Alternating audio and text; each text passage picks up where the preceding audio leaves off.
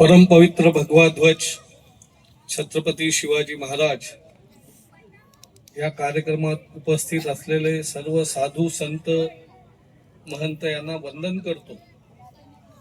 उपस्थित माता भगिनी आणि बंधूंनो, प्रथमतः या कार्यक्रमामध्ये ज्या 2 नाटिका सादर झाल्या अतिशय उत्कृष्ट अशा नाटिका होत्या आणि खूप चांगला मेसेज त्या नाटकांमधनं आपल्या सर्वांना मिळाला. अतिशय चांगलं काम करणाऱ्या सर्व कलाकारांना, सर्व मुलांना आपल्या सर्वांतर्फे मी हार्दिक शुभेच्छा देतो आणि खूप चांगलं त्यांनी काम केलं. त्यांनी असंच भविष्यातही काम करावं, त्या संस्थेलाही हार्दिक शुभेच्छा. आत्ताच 2 प्रखर भाषणं आपण सगळ्यांनी ऐकली आहेत. 2 सुंदर नाटकं बघितले ज्याच्यातनं हिंदू संमेलनाचा मेसेज सर्वांपर्यंत गेलेला आहे. परंतु प्रामुख्याने हा हिंदू संमेलनाचं जे आयोजन झालंय, जसं भारतानंदांनी सांगितलं की 1 लाख हिंदू संमेलन संपूर्ण देशामध्ये उपस्थित होणार आहे आणि सगळी ठिकाणी साधारण 500 पासून 1000, 2000, 10,000 इतक्या मोठ्या प्रमाणावरती हिंदू एकत्र येत आहे. हा हिंदू संमेलनांचं आयोजन करण्यामागचं प्रमुख उद्दिष्ट काय, त्याचा मी थोडक्यात विषय मांडण्याचा प्रयत्न करणार आहे. आपल्याला सगळ्यांना माहिती आहे की राष्ट्रीय स्वयंसेवक संघाच्या स्थापनेला 1925 मध्ये स्थापना झाली. 2025 मध्ये शताब्दी पूर्ण होतीये आणि या शताब्दीसाठी म्हणून ही सगळी कामं देशभर सुरू आहेत. 1925 यामध्ये 2 विचारधारांचा जन्म झाला. 2 विचारधारांच्या संस्थांचा जन्म या भारतामध्ये झाला.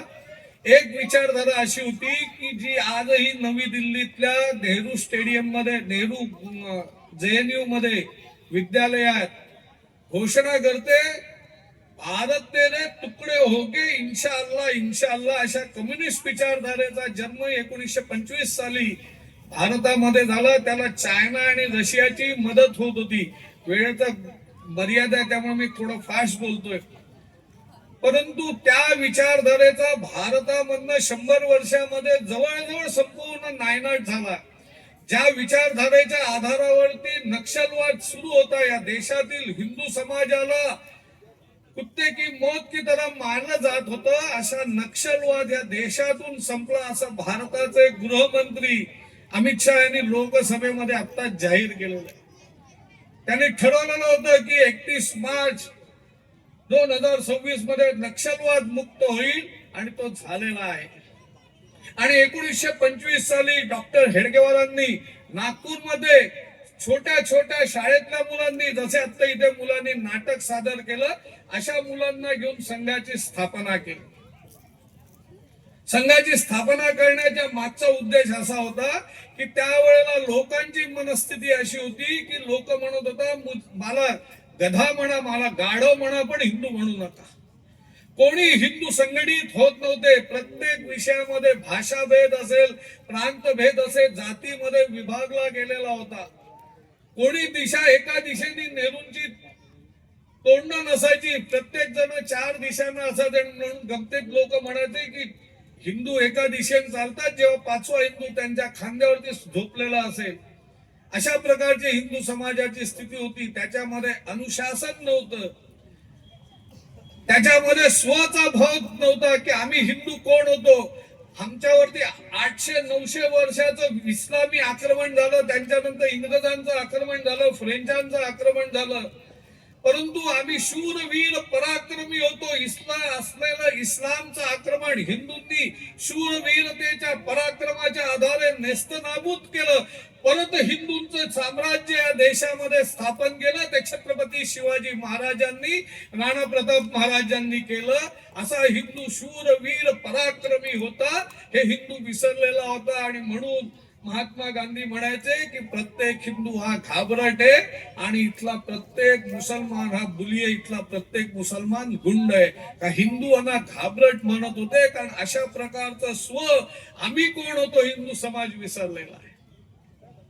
आणि म्हणून डॉक्टर हेडगेवार म्हणायचे, भारतानंदांनी त्यांच्या घोषणेत सांगितलं की हे हिंदू राष्ट्र आहे का, तो हो मी म्हणतोय हिंदू राष्ट्र आहे असं एकमेव छाती ठोकपणे म्हणणारी व्यक्ती होती डॉक्टर केशव बळीराम हेडगेवार. त्याच वेळेला ते म्हणत होते की मी संपूर्ण हिंदू समाजाला एकत्रित करणार.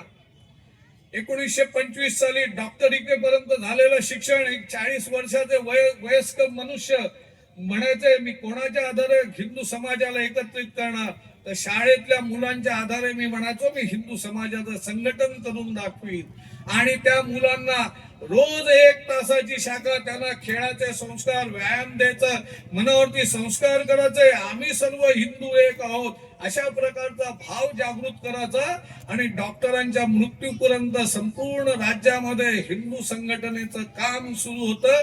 नागपूरच्या शिबिरात प्रत्येक राज्यातील एक हिंदू तिथे उपस्थित होता. अशा प्रकारचे हिंदू संघटन त्यांनी उभं केलं. इथे संघाच्या शताब्दी निमित्ताने आपण कार्यक्रम करतोय, पण तुम्ही कुठेही बोर्ड बघितला असेल, बॅनर्स बघितले असतील, पत्रक बघितले असतील, त्याच्यावर कुठेही राष्ट्रीय स्वयंसेवक संघाचं नाव नाहीये. कारण राष्ट्रीय स्वयंसेवक संघाला कुठच्याही प्रकारची ज्याला लाभ घ्यायचा आहे, स्वतःचं नाव करायची अशी इच्छा नाहीये.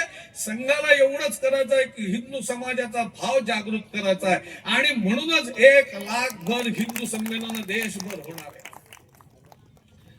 हिंदू संमेलनामध्ये डॉक्टर हेडगेवारांनी जो विचार केला की हिंदू असंघटित आहे, हिंदू समाजामध्ये दुर्गुण आहेत, हिंदू समाजाच्या व्यक्तींमध्ये दुर्गुण आहेत आणि म्हणून हिंदू पारतंत्र्यामध्ये गेला आणि ते दुर्गुण दूर करणं आवश्यक आहे. आपण अन्य धर्मीय लोकांना बऱ्याच शिव्या देऊ शकतो, आपण टाळ्याही वाजवू, परंतु जो विचार संघ सांगतोय तो विचार पोचवण्यासाठी मी आज इथे आलेलो की हे खरं आहे का की फक्त अन्य धर्मियांमुळेच आमची परिस्थिती वाईट आहे, आमच्या काहीच चुका नाहीत का? आज देशामध्ये आम्ही सर्व विदेशी माल विकत घेतो, आम्ही स्वदेशीचा भाव विसरलो. आमचा इथला शेतकरी असेल, इथला मजदूर असेल, इथला कारागीर असेल, तो जे उच्च गुणवत्तापूर्ण वस्तू बनवतो, परंतु आम्ही जाहिरातींमध्ये बळी पडतो आणि जाहिरातींच्या मागे बळी पडून आम्ही विदेशी माल खरेदी करतो. आम्ही स्वदेशीचा भाव विसरलो. देशाचे पंतप्रधान पण म्हणतात की सर्वांनी स्वदेशीचा आग्रह धरला पाहिजे, परंतु हिंदू समाज तो स्वदेशीचा भाव विसरलाय. हा स्वदेशीचा भाव जागृत करण्याची आवश्यकता खूप मोठ्या प्रमाणावरती आहे. संपूर्ण जगभर मोठ्या प्रमाणावरती पर्यावरणाचा ऱ्हास होतोय, मोठ्या प्रमाणावरती हवा प्रदूषित होते, मोठ्या प्रमाणावरती पाणी प्रदूषित होतंय. वंदे मातरमचा आम्ही जयघोष करतो, परंतु ज्या मातेला आम्ही वंदे मातरम म्हणून प्रणाम करतो, रोज सकाळी उठल्यावरती प्रणाम करतो की तुला पाय लागतात, त्या मातेला मी प्रणाम करतो की दिवसभर मी तुझ्यावरती चालतोय म्हणून मी तुला प्रणाम करतो. कराग्रे वसते लक्ष्मी आपण असा श्लोक म्हणतो. त्या मातेची काय स्थिती आहे? संपूर्ण पर्यावरणाच्या चारी दिशेनी कशा प्रकारचा एक डोंगर उभा राहिला. आपण कल्याणला जाताना दुर्गाडी मातेचा आपण अनेक वेळा विचार केला, परंतु त्याच्या डाव्या बाजूला कशा प्रकारचा कचऱ्याचा डोंगर उभा राहिला. त्याला जबाबदार कोण आहे? तो कचरा बनवणारा अन्य धर्मीयच आहेत का आपणही सर्व आहोत? याचाही विचार करण्याची आवश्यकता आहे. अशा प्रकारच्या सर्व समस्या ज्या पर्यावरणाशी संबंधित समस्या आहेत, याचाही आपण हिंदू समाजाने विचार करण्याची आवश्यकता.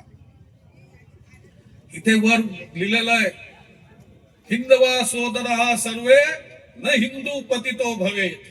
याचा अर्थच आम्ही समजू शकलो नाही. जसं सांगितलं की 1925 साली देशातील हिंदू समाज विभाजित होता, जाती जातीत भेद होते, प्रांतामध्ये भेद होते, भाषा भेद होते. दुर्दैवाने आजही दोन्ही महाराजांना हा विषय सांगायला लागला की समाजामध्ये सामाजिक समरसता निर्माण करण्याची आवश्यकता आहे. आम्ही या देशातील कुठचाही भेदभाव आम्ही ठेवणार नाही. आम्ही सर्वजण फक्त हिंदू म्हणून एकत्र येऊ. हा सामाजिक समरसतेचा भाव 100 वर्ष राष्ट्रीय स्वयंसेवक संघ प्रयत्न करतोय, परंतु आजही समाजामध्ये ती स्थिती निर्माण होऊ शकली नाही. कुंभमेळ्यामध्ये 100% आपण मोठ्या प्रमाणावरती समरसता आणू शकलो, परंतु ते कुंभमेळ्यात होते, जाहीर कार्यक्रमामध्ये होते. त्या कार्यक्रमामधनं आम्ही घरी आलो की आमच्यामध्ये सामाजिक समरसतेचा भाव नसतो आणि हीच आमच्यासाठी दुर्भाग्याची गोष्ट आहे. म्हणून सामाजिक समरसतेचा भाव असला पाहिजे, पर्यावरण असलं पाहिजे, स्वदेशीचा विचार असेल, राष्ट्रीय कर्तव्यांचा विचार आहे. आता आपला देश संविधानावरती चालतो. संविधानामध्ये राष्ट्रीय कर्तव्य सांगितले. आम्ही संविधानाच्या फोटोची पूजा करतो, जय संविधान म्हणतो, परंतु संविधानामध्ये सांगितलेल्या जी राष्ट्रीय कर्तव्य आहेत त्याचं आम्ही पालन करतो का? वाहन चालवताना आपण किती वेळा ट्रॅफिक तोडतो, किती वेळा सिग्नल तोडतो, किती ठिकाणी आपण कचरा आपणच स्वतः टाकतो. विदेशात गेलो तर तिथे स्वच्छ असतो, भारतात आल्यावरती लगेच गाडीतनं कचरा टाकतो. अशा प्रकारची जी सर्व राष्ट्रीय कर्तव्य आहेत, ह्या कर्तव्यांचं पालन हिंदू समाज करतो का, याचंही चिंतन आपल्याला सर्वांना करण्याची आवश्यकता आहे. खूप चांगलं नाटक इथे आपण दाखवलं. त्या नाटकामध्ये लव जिहाद कशा प्रकारे घडतो याचं वर्णन केलं. दुर्दैवाने आमच्या कुटुंबाची स्थिती काय, लग्नाच्या अगोदर प्री वेडिंग फोटोशूट म्हणून लाखो रुपये खर्च करून तरुण आणि तरुणी लग्नाच्या अगोदर फोटोशूट करतात, लाखो रुपये खर्च करतात, लाखो रुपयाचं भोजनाचा खर्च होतो, लाखो रुपये लग्नावरती खर्च होतात आणि 3-4 महिन्यानंतर त्या 2 नवीन तरुण तरुणीमध्ये विवाद सुरू होतो आणि मोठ्या संख्येने जी एक काळ फक्त मुंबई पुणे अशा मोठ्या शहरांमध्ये ज्याला आपण डायव्होर्सच्या केसेस म्हणतो या मर्यादित होत्या, त्या ग्रामीण भागातील प्रत्येक गावापर्यंत डायव्होर्सच्या केसेस मोठ्या प्रमाणावरती येऊन उभ्या ठाकलेल्या आहेत. मोठ्या संख्येने हिंदू तरुण तरुणी डायव्होर्स मध्ये जात आहेत.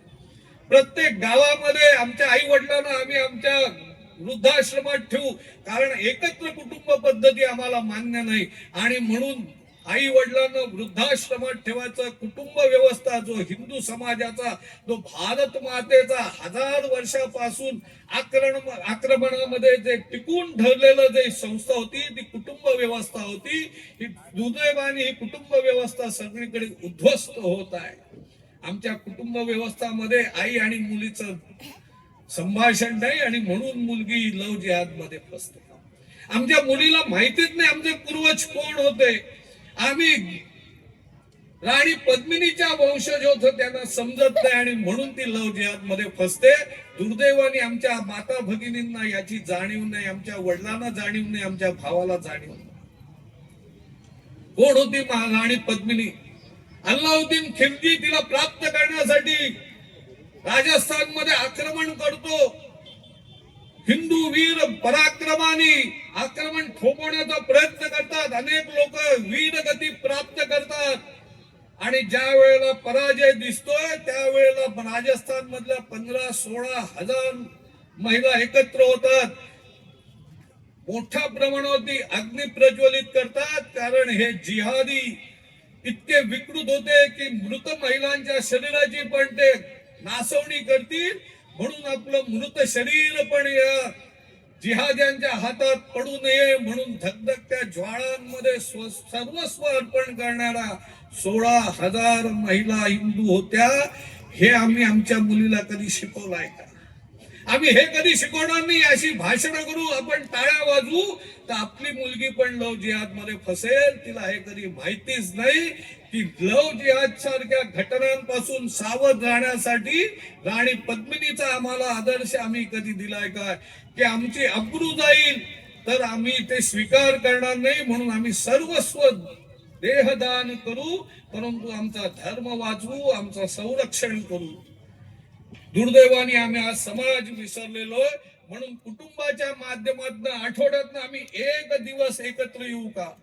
एक दिवस येऊन सर्वजण कीर्तन करू का? आठवड्यातला एक दिवस मुंबईहून यायला उशीर होत असला तरी सगळे कुटुंब आठवड्यातला टीव्ही मोबाईल सर्व बाजूला ठेवून, नाहीतर जेवताना मोबाईल चालू आहे नाहीतर टीव्ही चालू आहे, आपापसामध्ये संवाद नाही. आणि त्यामुळे मुलीने आज काय केलं, मुलांनी काय केलं, कोणाला काही समजत नाही.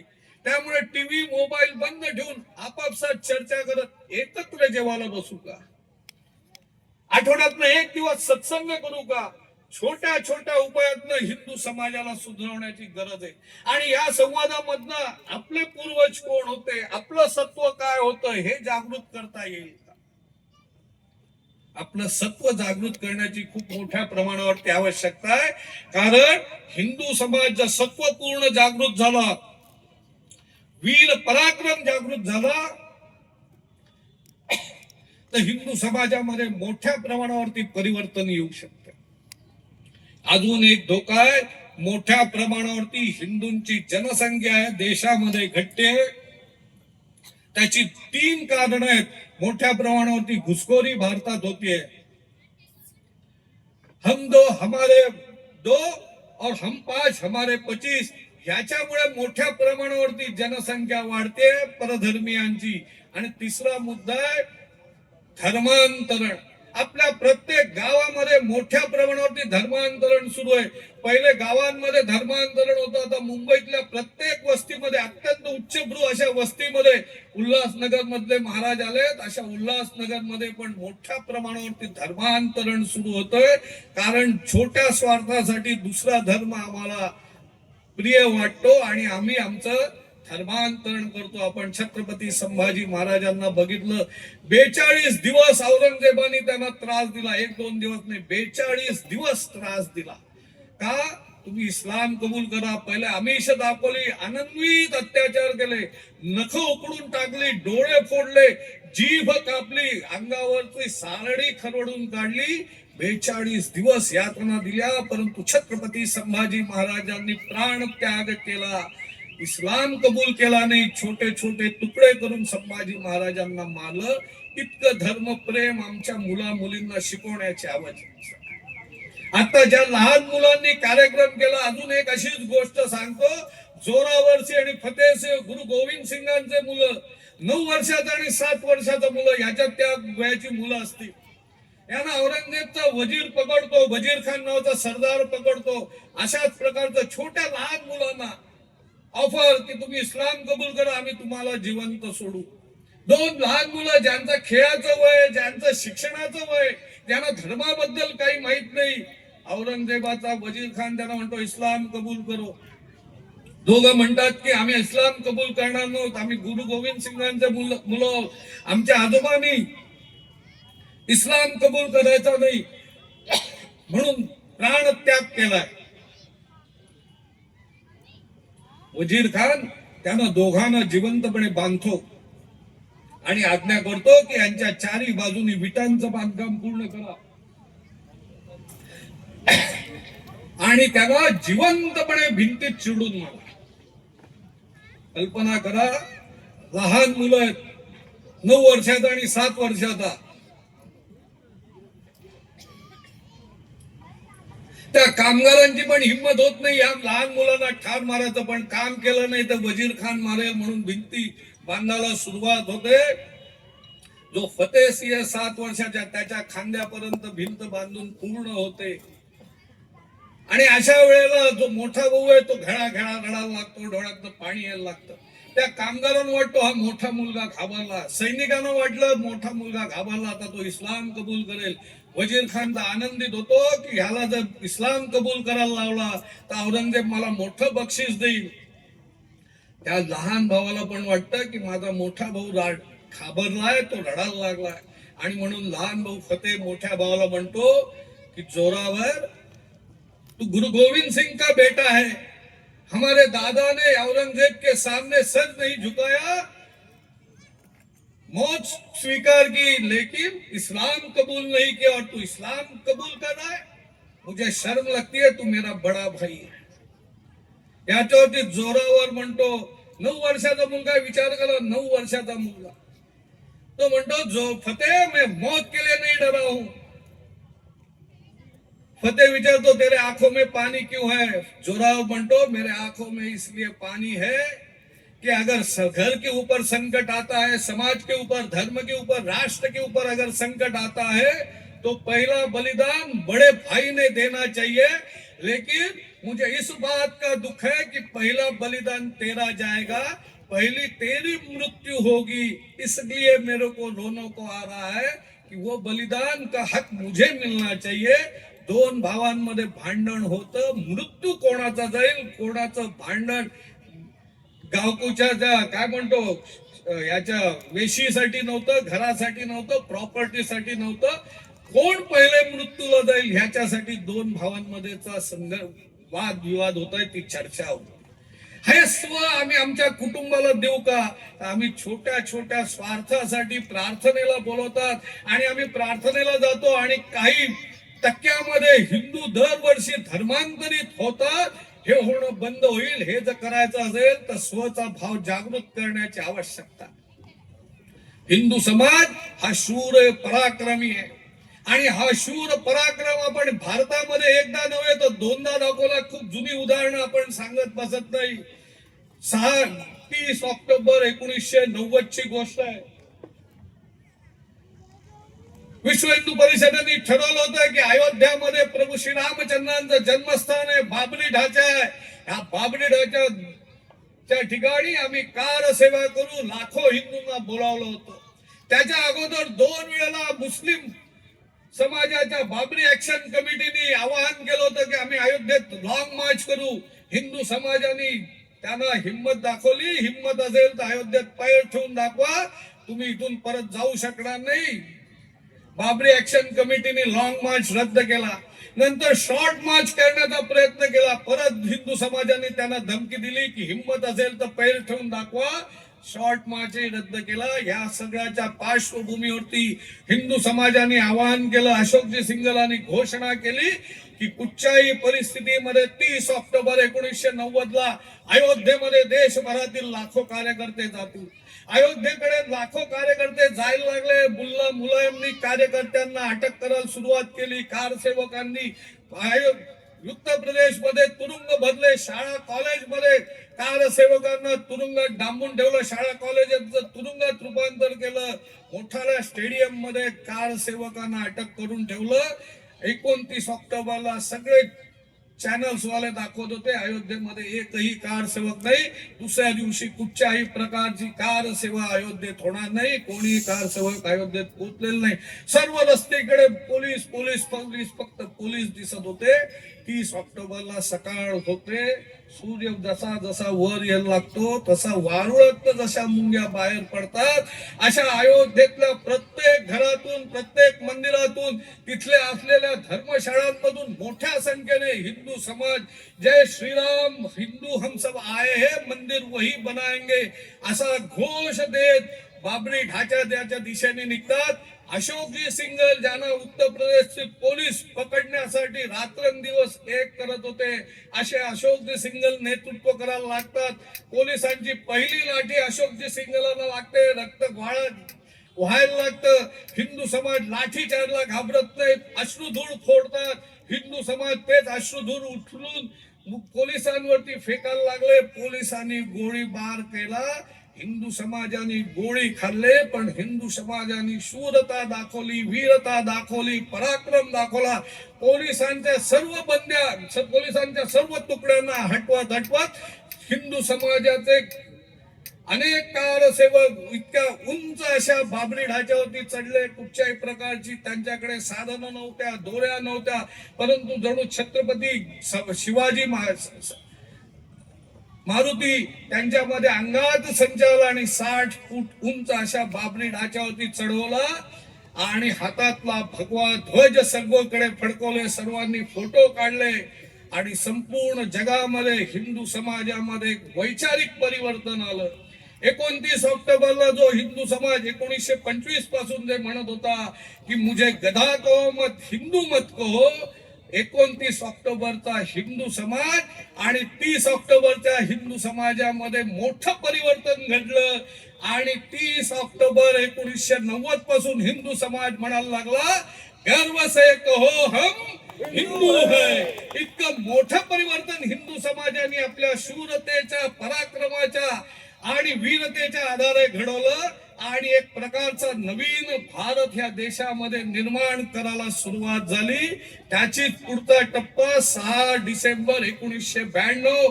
खरं म्हणजे आपण 6 डिसेंबर ही तारीख ठरवलेली नव्हती. गीता जयंतीचा मुहूर्त होता. गीता जयंतीला परत एकदा आवाहन केलं, चलो अयोध्या, लाखो कार सेवक तिथे जमले आणि बघता बघता ज्या पद्धतीने गीता जयंती म्हणजे अर्जुनाला ज्या दिवशी भगवान श्रीकृष्णाने विश्वरूप दर्शन दाखवलं, माझी शक्ती काय, माझी ताकद काय, याचं जे विश्वरूप दर्शन गीता जयंतीच्या दिवशी भगवान श्रीकृष्णाने दाखवलं, तसंच हिंदू समाजाने हिंदू समाजाची शक्ती, ताकद आणि पराक्रम दाखवला. आणि बघता बघता 4 तासामध्ये 60 फूट उंच 3 घुमट पडले. कुठल्याही प्रकारची शस्त्र त्यांच्याकडे नव्हती, कुदळ नव्हती, फावडी नव्हती, परंतु जे काही मिळेल त्या शस्त्राच्या आधारे हिंदू कारसेवकांनी बाबरी ढाचा काही क्षणात उद्ध्वस्त केला. हिंदू समाजाने आमच्यावरती असलेली आक्रमकांची जी निशाणी होती ती शूरतेच्या पराक्रमाच्या आधारे पुसून टाकली. आज तिथे भव्य श्री राम मंदिर उभं राहिलंय. 500 वर्ष हिंदू समाज सतत संघर्ष करत होता. आता आपण विजयाच्या दिशेने चाललेलो. छत्रपती संभाजी महाराजांची, शिवाजी महाराजांची इच्छा पूर्ण झाली. भव्य श्री राम मंदिर तिथे उभं राहिलं. 370 हटेल असं कोणाला वाटत नव्हतं. 370 हटलं. समान नागरी कायद्याच्या दृष्टीने वाटचाल चालू आहे, परंतु मुस्लिम महिलांना पण तलाकच्या आधारे डायव्होर्स देता येणार नाही, अशा प्रकारची सुधारणा या देशामध्ये घडून येते. हिंदू समाज आता विजयाच्या दिशेने चाललाय. आवश्यकता हिंदू समाजाला संघटित होण्याची. आपल्यामध्ये असलेले दुर्गुण दुरुस्त करून हिंदू समाजाने संघटितपणे वीरता पराक्रमाच्या आधारे देशाचं भाग्य बदलायचं आहे. राष्ट्रीय स्वयंसेवक संघाची पहिल्यापासून इच्छा अशी आहे की अखंड भारत आमचा झाला पाहिजे. खंडित भारताचं स्वप्न ना स्वातंत्र्यवीर सावरकरांचं होतं, ना डॉक्टर बाबासाहेब आंबेडकरांचं होतं, ना कुठच्याही राष्ट्रीय पुरुषाचं होतं. तो अखंड भारत जर व्हायचा असेल तर हिंदू समाजाला शूरता, वीरता, पराक्रम प्रत्यक्षपणे अयोध्यामध्ये ज्याप्रमाणे 2 वेळा दाखवली, अशी प्रत्यक्षपणे रस्त्यावरती उतरून दाखवण्याची आवश्यकता आहे. हिंदू समाजामध्ये ती ताकद आहे, हिंदू समाजामध्ये ती शक्ती आहे. आणि अशाच प्रकारची लाखो हिंदू संमेलन ही देशभर तयार होत आहेत. तुम्ही घरी जाऊन की आता बसल्या बसल्या कॅल्क्युलेटर वरती साधारण 800 गुणिले 1 लाख तर किती लाख लोक हिंदू रस्त्यावरती उतरले याचा विचार करा. आणि मी सांगितलेल्या काही मुद्द्यांवरती घरी जाऊन चिंतन करा. आणि जीवनामध्ये छोट्या छोट्या गोष्टीतून कसा बदल घडेल, छोटी छोट्या गोष्टीतनं बदल होईल. देशाचे पंतप्रधान म्हणतात की प्रत्येक मनुष्य 1 पाऊल पुढे गेला तर 100 करोड पाऊलं आपण पुढे जाऊ. आपण या सगळ्या गोष्टींचा विचार करायचा आहे. एवढंच बोलून मी माझ्या भाषणाला विराम देतो. एकदा 3 घोषणा देऊ आणि कार्यक्रमाच्या सांगतेच्या दृष्टीने आपण पुढे जाऊ. बोला भारत माता की, भारत माता की, वंदे.